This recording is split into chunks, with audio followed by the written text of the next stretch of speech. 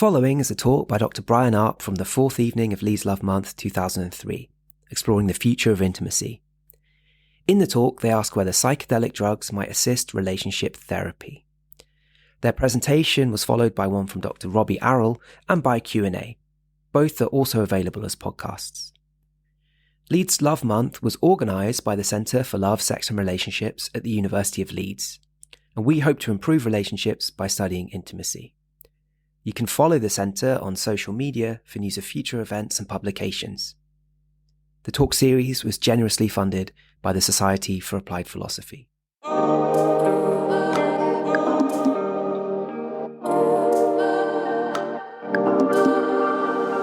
I'm talking about psychedelic relationship enhancement, and I've put a question mark at the end there.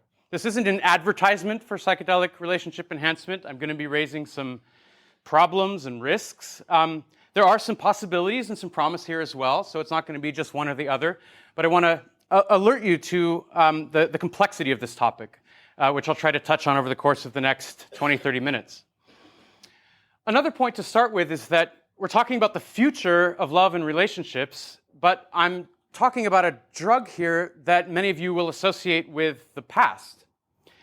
And I think if my clicker works here, if you mention psychedelics, it used to be that it would conjure up images sort of like this. You think of hippies and the counterculture of the 1960s.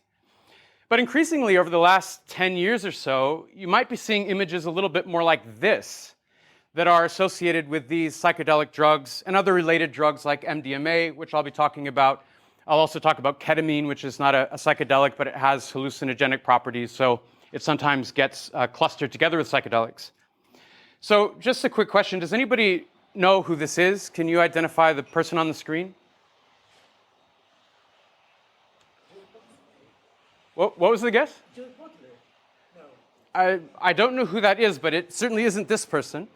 The person on the screen is Anderson Cooper, who is, not a fringe figure. He's probably one of the best recognized, most mainstream television presenters in the United States.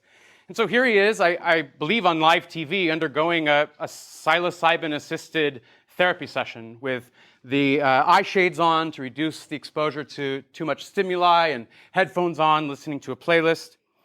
So things have really evolved a lot from the 1960s, these drugs going underground for 40, 50 years. They're now sort of having a resurgence, or what some people refer to as a renaissance. But this is a renaissance that's very medicalized. It's a renaissance that's characterizing these drugs in terms of scientific studies and neuroscience and medical outcomes. So you'll also see some images like this. These are mushrooms, so-called magic mushrooms. Psilocybin is the active ingredient in these magic mushrooms. And here they're in a petri dish with the blue gloves and the tweezers and so forth. So there's sort of a rebranding of psychedelics and a different set of connotations that are being raised in the current discourse. And indeed, this is leading to some changes in regulation. This new, respectable, mainstream, medicalized version of psychedelics is leading to, in some jurisdictions, a liberalization of the laws. So in the United Kingdom, it's still illegal to consume psychedelics outside of some research contexts. However, in my home country, I was born here in Seattle, and this is just a little bit south in the state of Oregon. A new law has been passed that allows people to consume psychedelics in a supervised setting for any reason at all. So this is interesting because this is a little bit different from how we think about medicine. Medicine tends to be about prescribing a drug that we characterize as medicine to address a set of symptoms that we've defined as being indicative of a pathology. But in this Oregon context, there's something a little bit more like enhancement. It's the idea that people should be able to use certain drugs because they want to explore their consciousness, because they think it will help their lives go better in some way, but without having to go first through that route of pathologization, which I'll come back to a little bit later.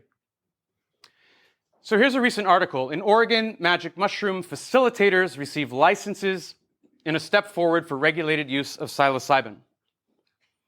I just want to call attention to this one word here. It's not doctors or therapists or clinicians, it's facilitators. So who are these people and what kind of license are they going to have? I've been talking with some of the people who are on the ground in Oregon, and it's basically pretty minimal requirements. These are people who will be effectively trip sitters, trying to make sure that the person is in a comfortable environment. They don't have to have any medical background. I believe that they only need to have a high school diploma. And so there's a desire to try to be inclusive and make sure that it's not just this hierarchy of medical professionals who have a gatekeeping function on access to these drugs, but that also potentially introduces some kinds of risks. If you have people who are picking up a quick license and then moving into this space, which is rapidly expanding before our very eyes. Another word I want to draw attention to here is customers. So these aren't patients. They're customers. They're paying customers. And from what I've seen from the early quotes, it's quite expensive, on the order of a couple of $1,000s, I believe, for one session at a high dose of these drugs. So then there's access issues. If you think that this is a beneficial experience that people should have access to, it seems like, at least to start with, it's going to be people who have certain amounts of money available to them who will have access. So that's something we should keep in mind in terms of justice considerations. And finally, I'm just pointing out that this article is just a couple of months old, and these facilities have just been opening up, and this is really an experiment. So although psychedelics are retro in a certain sense, they're also going to be a part of the future, and this is the really near future. This is the present leading into the near future. So as Luke said, this is not science fiction or some future world where maybe these drugs will be available. They're available now in some jurisdictions and will increasingly be available going forward. So we have a lot of questions we need to contend with to figure out how we want that to play out and how to manage the various risks that will undoubtedly be involved in this. So this kind of enhancement facility model of access to these drugs follows on from, as I suggested, this more medicalized model, where the drugs have been used as an adjunct to psychotherapy to treat certain kinds of recognized mental health disorders.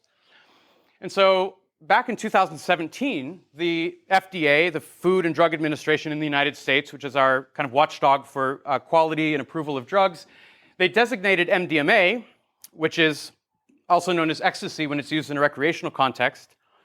It's not really a classic psychedelic in that it doesn't work in the same way on the brain and it has a different risk profile, but it does cause an acute subjective experience that is comparable in some ways to the experience you might have with classic psychedelics. And so, again, some people are talking about it loosely as a kind of psychedelic. And as I am showing here, it's been designated as a breakthrough therapy for post-traumatic stress disorder, which, as many of you will know, can be really debilitating, not just for a person, but also in the context of their relationships, which is the angle that I want to really focus on for this talk. How should we think about the use of drugs in our lives, not just for our own individual symptoms or our own individual improvement, but in the context of relationships within which we're all embedded? And generally, I'll say about Western medical models, this is a blind spot. There's a failure generally to think about how we are all engaged in networks of social relationships. Instead, we have this medical model that focuses on individuals, individual symptoms, their biology, their psychopathology, and so forth. So that's true for this designation. This was MDMA-assisted psychotherapy for individual patients who have symptoms of PTSD. But as Luke alluded to earlier, with Professor Julian Savulescu, I wrote a book that came out a couple of years ago called Love Drugs, The Chemical Future of Relationships. And what we try to call attention to is the idea that if these very powerful drugs are going to be brought back into mainstream society, primarily through this mechanism of medicalization, it simply isn't going to be enough to focus on the individual level effects. But we have to take into consideration relationships and indeed the wider society. So why might we think that MDMA-assisted psychotherapy could have implications for couples? Well, let's just start by thinking of the use of this drug in the context of a treatment for PTSD. The link I want to draw here is that PTSD can have major implications for relationships. So you might think if you can cure the PTSD as a knock-on effect, you might have benefits for relationships. So we'll start with that kind of level one analysis. PTSD not only affects one's own mental health, but it can negatively affect one's marriage. The symptoms of PTSD can create problems with trust, closeness, intimacy, communication, decision-making, and problem-solving, often giving rise to the destruction of relationships. Now, there's some new research that tries to draw a further link between the individual level MDMA-assisted psychotherapy for PTSD and couples by basically inviting couples to participate in this study where one of the partners has PTSD. The other partner in these studies doesn't have PTSD, but is nevertheless included in the MDMA enhanced session. And so this is really preliminary research. This came out recently. In fact, this was just a preprint when our book came out, and so we cited it as a preprint as sort of a rough indication of how these kinds of studies might go. It involved just 6 couples where one of the partners had PTSD. They went through 2 MDMA-enhanced sessions over 7 weeks, interspersed with cognitive behavioral therapy. And importantly, the study had no control group. There was no control group where a sugar pill was administered. Now, I have to say, it's pretty hard to run a proper control on any of these trials, because if you're taking MDMA or psilocybin at any kind of reasonable dose, beyond so-called microdosing, you'll know that you're on the drug. And so, in some ways, it's sort of infeasible to propose that these should be properly controlled. And some people would suggest that some of the healing effect that's been observed in a number of these trials may well be due to a kind of a placebo. But of course, the placebo is a very powerful effect, and it might be that these drugs are enhancing a placebo effect, rather than having a kind of direct modulation on the brain that can wholly explain the observed therapeutic outcomes. In any event, these researchers noted clinically significant improvements in the PTSD, but also I'm just highlighting here also in terms of relationship adjustment and relationship happiness. And so we were pleased to see that there's at least a little bit of an attempt for researchers who are operating within this scientific model to take into consideration how these drugs may impact relationships, not just individual patients. So the upshot here is that successful treatment of PTSD by whatever methods, and I'll say that it's a really hard condition to treat, which is why they're trying this new methodology. Basically, people shut down in talk therapy. They don't want to address whatever it is that's at the root of their trauma. And MDMA creates a sort of subjective mental state within which the person is willing to approach some of those difficult emotions and actually talk about them. So the idea is that the drug is not directly causing some kind of healing effect, but that it's facilitating the traditional effects of talk therapy and allowing a person to get more out of that experience. The question that I want to raise now is more within the realm of that enhancement framework, which is, do you actually have to have some sort of diagnosable mental disorder, either you or your partner or your partners, in order to benefit from a drug-assisted psychotherapy? You know, we're all starting somewhere. What if we just want to undergo a therapy to try to improve our relationships from wherever we are, even if we don't want to, cop to having some kind of relationship disorder that explains why we should be entitled to have such an experience? And that brings us a little bit closer to that Oregon model I was talking about before. And the idea here is that mental illness and trauma and just ordinary life challenges fall on a spectrum. So it's somewhat arbitrary where we draw a cutoff and we say, this is a diagnosable condition if you meet points 1, 2, 3, 4, 5, and 6 on these diagnostic criteria. Well, what if you only meet points 1 through 5? You're not going to get the diagnosis, but you're still struggling, obviously. And you might think that if you could benefit from a drug-enhanced therapy session, perhaps under some circumstances that should be made available to you too. Now, to illustrate this point, I can actually do a throwback to the 1980s, when MDMA was, in fact, being used in couples counseling and as an adjunct to therapy before the drug was made illegal. Basically, it escaped from the medical context and was being used by young people in raves who were also drinking a lot and taking other drugs and experiencing serious problems. And this triggered this massive backlash, and the drugs were heavily regulated and went underground. But primarily and initially, they were being used by scientists and doctors and clinicians for what they saw as a very promising therapeutic paradigm. These are 2 psychiatrists who have a paper that's actually quite an old paper now from 1998, in which they discuss their experience working with about 80 clients in the 1980s, before MDMA was prohibited. Their argument is that MDMA administered in the right way and with the careful oversight of a trained professional, so they're not proposing that people just run off and experiment with MDMA in their living rooms, can help individuals achieve a more healthy and accurate perspective of who and what they are psychologically by decreasing irrational fear responses of the sort that, by the way, are associated with PTSD to perceived emotional threats. The way MDMA works is it temporarily reduces a kind of hair trigger fear response by working directly on emotional centers of the brain. Chemically, it causes the release of a ton of serotonin and other neurotransmitters and keeps them active between synapses. And then subjectively, it imbues users with a deep sense of love and acceptance of themselves and others, which have been described here, this is a Washington Post article, as the perfect conditions for trauma therapy. I'm just going to flag this. Maybe this is something we'll come up and talk about during the discussion, which is you take a drug and you are imbued with a deep sense of love. And you might think, well, is that really love that you're experiencing or some sort of facsimile of love?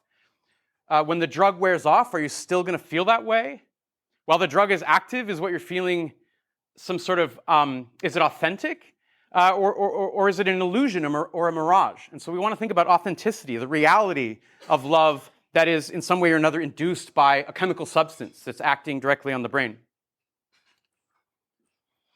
After participating in these MDMA-assisted therapy sessions, some individuals reported feeling more loving toward their partners, that they could more easily forgive the pain of the past, that they could let go of grudges and misunderstandings. Now, this is an important quote. Greer and Tolbert say, we never recommended an MDMA session to anyone seeking to be a passive participant who just imagined that they could be cured of a psychological problem or, let's say, a relationship problem. Rather, they believed that the person treated or cured themselves with the assistance of MDMA and their relationship to the therapist. So it would be misguided to think that you would just pop a pill and it would somehow magically cure your relationship. We should be thinking instead of this drug as a potential facilitator to healing effects that might be brought about by a standard conventional therapeutic context with which most of us are already familiar. Indeed, the effects of MDMA wear off after 3 or 4 hours. So it's not like you're constantly in some MDMA-enhanced state. MDMA does not magically create or renew love or make you a better person, but rather it's meant to be the lessons that are learned and the insights that are gained during the therapy session, when you're in an altered state of mind that allows the therapy to be more effective, that you then have to carefully integrate into your normal waking consciousness after the drugs wear off. And then you have to actively practice and apply those lessons in the context of your ensuing relationship for any of this to work and to be integrated in with yourself, the narrative of your relationship, the sustainability of these kinds of effects.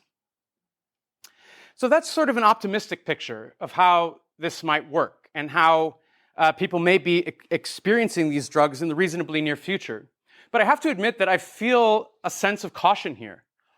And this problem is that psychedelics are now going from being underground and seen as a sort of fringe topic to being considered mainstream to being the subject of considerable hype. And I want to walk you through some risks, some ethical risks that I think are going to be associated with this hype bubble that some authors argue is now about to burst. So Roland Griffiths here, the senior author of this paper, is really the leading neuroscientist based at Johns Hopkins who is responsible for ushering in this new medicalized vision of psychedelics and MDMA. Unfortunately, Roland Griffiths passed away just a few days ago from cancer, I believe. My colleague David Yaden has now taken over the Roland Griffiths Chair of Psychedelic Science at Hopkins. And so these are people who have been really trying to enable people to think of psychedelics as a healthy medical thing that people can experience. And yet these very same leaders are now saying, well, wait a minute, actually, maybe we've moved too quickly here. Maybe there's too much hype and we're not paying enough attention to the risks that we're now facing. So they include a chart that comes from another paper. They're sort of reproducing it here.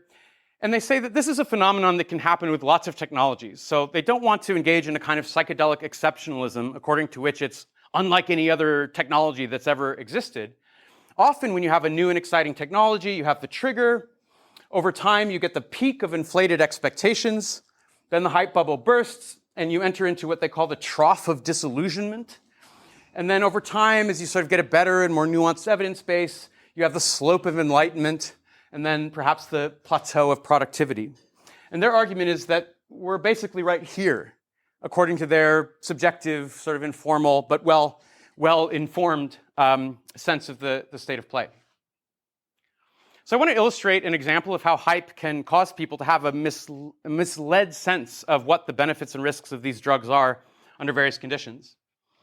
As I say, our book came out a couple of years ago, and it was reviewed by various authors and colleagues, including one very well-known bioethicist. I guess I should just say this is the UK version of the book, and the US version, which I showed earlier, has a slightly different title, but it's the same content, just in case you're confused.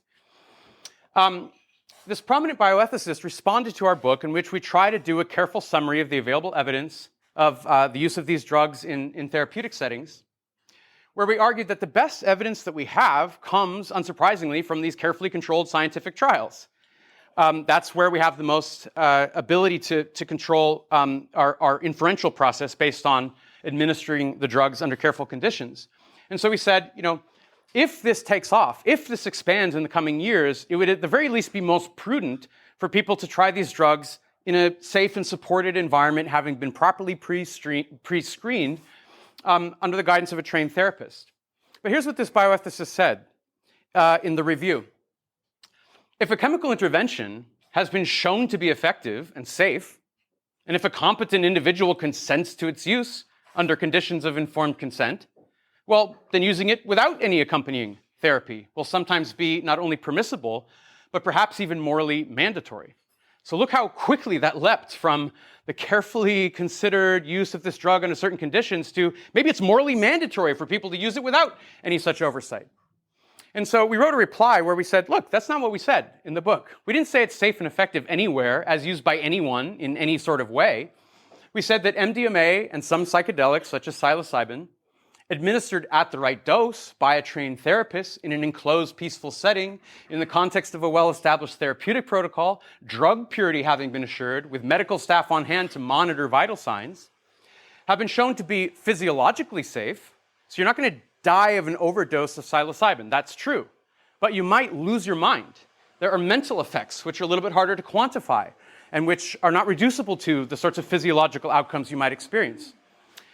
And they've been shown safe and effective, or rather efficacious, meaning within the context of a trial. We don't actually have a lot of robust translational research to show how this might work out there in the wild, so to speak, at reducing the symptoms of some well-described mental disorders like PTSD, and or increasing certain positive traits and behaviors like resilience and psychological flexibility in not just anyone, but appropriately pre-screened and adequately prepared individuals over the course of the study period, or however long we've been able to measure these effects.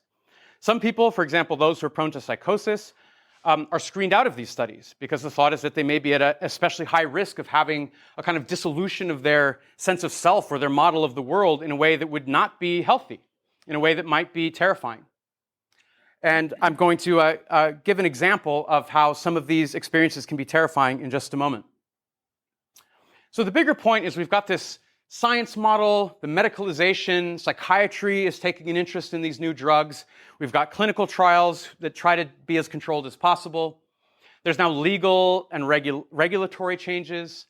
Business investment is now cropping up. There's a lot of people trying to get a slice of the pie and seeing, can they patent a molecule that's similar to MDMA and then, make money off of that?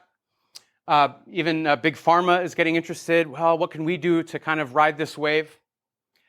But I think if we get caught up in this wave of excitement and we lose track of the ethics and regulation and law, but also history and literature and sociology and all the other modalities through which we might try to understand and grapple with our cultural experiences, we're really going to be seeing just a tiny piece of the picture, and we're going to be setting ourselves up for some serious risks. And so a big worry that I have is that the hype bubble is going to burst, and then there's going to be backlash. And the backlash is going to lead to strict regulation that drives these drugs underground for another 50 years. And so I think it's imperative that the people who are excited about these drugs and who are trying to advocate that they be more widely available invest at least as much attention in the downsides, the risks, the ways that this can all go wrong, just for their own sake. Because it's very likely, in my view, that if this blows up in our faces, then the drugs go underground. And I think that would be a shame. One, because when things are happening underground, certain distinct risks are raised by that. And also, a lot of people will miss out on genuine benefits that I think the drugs can bring to some people under some circumstances. So I'll illustrate this. Here's an article that has to do with a person's use of ketamine. I tried ketamine to treat my depression. It was terrifying. And I'll just read straight off this article. My ears perked up in recent months when I began to hear the buzz about ketamine, the anesthetic and hallucinogenic drug that has found a new market as an antidepressant. Numerous credible studies have documented benefits, including that it is fast-acting, with patients sometimes showing improvement within a couple of days. I'll just flag one thing here, which is that studies that show a benefit tend to be published more than studies that don't show a benefit. And so you have to, at the very first instance, account for publication bias. Do we know that these are all the studies that have been run on the topic, or are we only hearing about the ones that seem to show a big effect? Social and other media have featured doctors and patients describing it as life-changing, which it has been for some patients. These are real effects for some people, with one user commenting that I felt like a completely new person in a good sense. Well, I got a referral from my therapist. Soon enough, I found myself on a new psychiatrist's couch, a doctor specifically trained to administer this specific drug. So this actually is the ideal scenario that we were alluding to in our response to that bioethicist. After determining that I was medically healthy, so the pre-screening is happening here, I'm an eligible candidate, the psychiatrist who trained at Yale School of Medicine, where much of the early ketamine research originated, briefed me in detail on all the possible risks and side effects. So you might think of this as really an ideal circumstance for somebody to be taking this drug. The 9-page consent form also included this sentence: at the dose administered to you, you are likely to experience mild anesthetic, anti-anxiety, antidepressant, and potentially psychedelic effects. Well, what are those? A loss of sense of self, changes in the perception of time, dreamlike visions, and feelings of connection, joy, and peace. Those effects mostly sound pretty good, but I've flagged the loss of sense of self here because that could be really good if you're preoccupied with your own identity boundaries and you're obsessed with your own ego concerns. But if you lose your sense of self and you can't put yourself back together, that's a very different kind of a story. And what the author says here is, in looking back, I realized I didn't fully appreciate what all of that meant in that one sentence buried in the 9-page consent form. So that's a real concern, especially in the context of all this hype that's bubbling around. So I want to now zoom out from individual level informed consent type questions to broader societal considerations that we'll need to grapple with. Now, there's at least 2 ways of doing ethics, to oversimplify. One way is to really focus in on these narrow cases, to imagine a clinical encounter.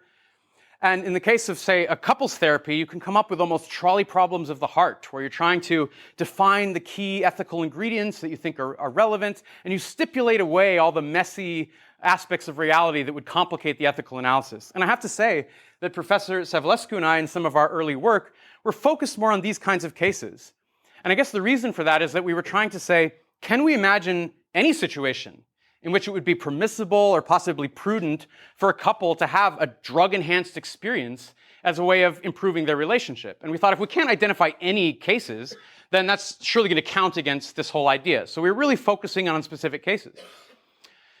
But you also have to zoom out and consider the wider implications. If these drugs are going to be more widely accessible, as seems inevitable at this point, what are some of the things that we should worry about? And one worry that's been raised is the worry that we're now going to be medicalizing our relationships if we use these drugs for couples counseling. And let me explain what that's all about. The sociologist John Evans has this really nice quote: "Many people have reached the normative conclusion that they do not want to live in a world where increasing swaths of human experience are under the logic of medicine. There are, or should be, experiences that use an older logic, which are under the jurisdiction of another profession or under no jurisdiction at all." And to illustrate this, it's striking that this is actually a paper that was published long ago. He says we can all fear the medicalization of love.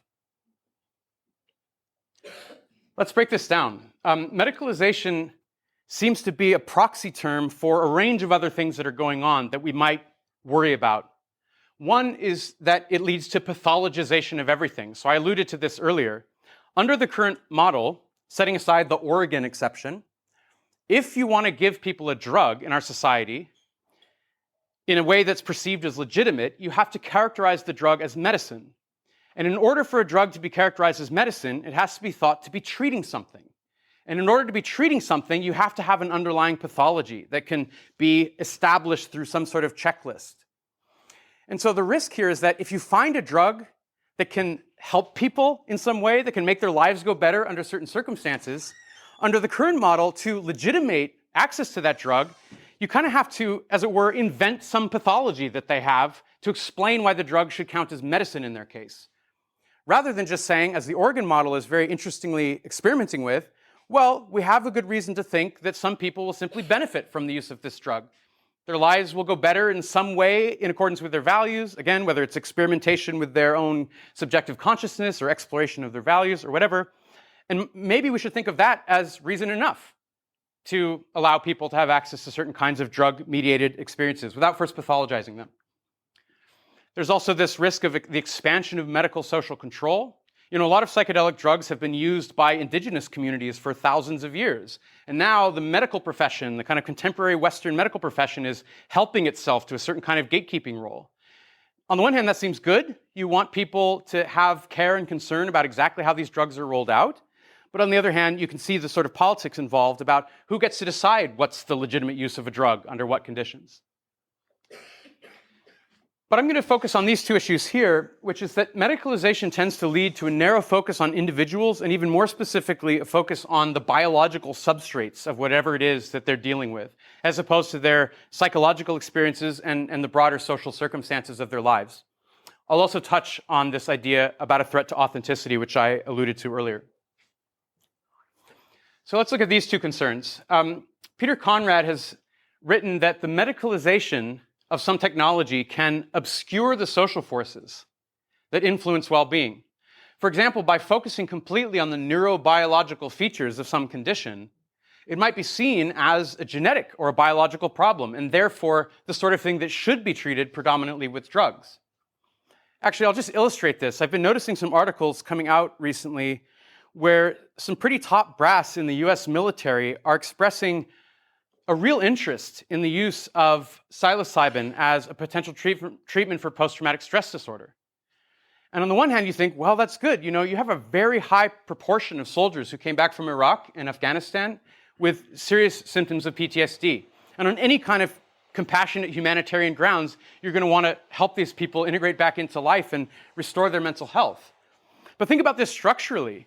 From a military perspective, what's going on here? Are you thinking, well, great, we'll just cure these people of their PTSD and send them back out into battle, right? So you don't have to actually consider the wider circumstances within which people are being sent to war, because, well, you can just cure them with a drug and then carry on with the military operations. So that's something that we should be alert to. Barbara Wooten has made the point in a classic article even more concisely. She says, always it is easier to put up a clinic than to pull down a slum. And this is a really interesting point because part of what she's saying is that clinics actually do work. They do help. It's not that you shouldn't put up a clinic. People need access to medicines and so forth. But if in doing that you actively disincentivize the motives you may have had to try to deal with the wider structural circumstances, like why is everybody living in a slum in the first place, then you have a problem. In that it's not just that you're doing this alongside structural reform, but you disincentivize structural reform. Here's another way of making that point on a more personal level and coming back to the issue of a romantic relationship. So this comes from a story by Jonah Lehrer, a true story. He describes a psychiatrist, a friendly psychiatrist who's eager to help his patients, but who fails to distinguish between suffering rooted in his patients' dysfunctional bodies and suffering that's rooted in their minds or their social contexts. Now, this story concerns a woman in this case who is taking selective serotonin reuptake inhibitors, SSRIs, which is the most commonly prescribed drug for depression. So basically, she's taking antidepressants, not psychedelics in this story. But I think there's a lesson here. The psychiatrist says, so tell me, how is your medication working out? It's working great. I feel so much better. But I'm still married to the same alcoholic son of a bitch. It's just that now he's tolerable. That's a really tough one to contemplate because, the first thought that comes into my mind is, if this is somebody who's, let's say, being abusive in this relationship, if you've really crossed some bright lines, overwhelmingly, the thing that you want to have happen is that this person leaves the relationship, not that the person takes a drug to allow the relationship to seem more tolerable. So I think this really highlights the risk of failing to consider the structural surrounding considerations by focusing on what can drugs do to help us solve this problem. So we have a whole chapter in the book on chemical breakups where we try to get into this kind of dilemma in a really detailed way. And we wrote that chapter in response to a critique from these colleagues early on in our work. They said the first and most obviously justified intervention in a case like this is not to drug the woman into unfeeling, but to alert the authorities to the violence and refer her to supportive social and legal services. I think that's true as far as it goes, but I want to just draw attention to a classic work of feminist bioethics by Laura Purdy that predates all of this psychedelic stuff. She says, these kinds of arguments imply that women's health, and indeed everyone's health, will typically be far better protected by political action and the allocation of resources and so forth than by medicalization per se. But does it follow from that therefore women's health and other people's health should therefore be excluded from the medical realm? Well, surely not. Because even in the best of circumstances, when we have just allocation of resources and so forth, some people are still going to need access to medications to survive or possibly even flourish in their circumstances. And we should make sure that the medicines are available. This isn't just an anti-medicines screed. We need to think about the way that these things can be integrated. And so, we should be alert to the concern that the widespread access to psychedelics will lead to a kind of individualization of responsibility for what are really wider social problems. But we should also take a nuanced view, such as the one that's been propounded by my colleague Christina Gupta, who writes, it isn't either or. It isn't either we have individual level interventions or we have social solutions.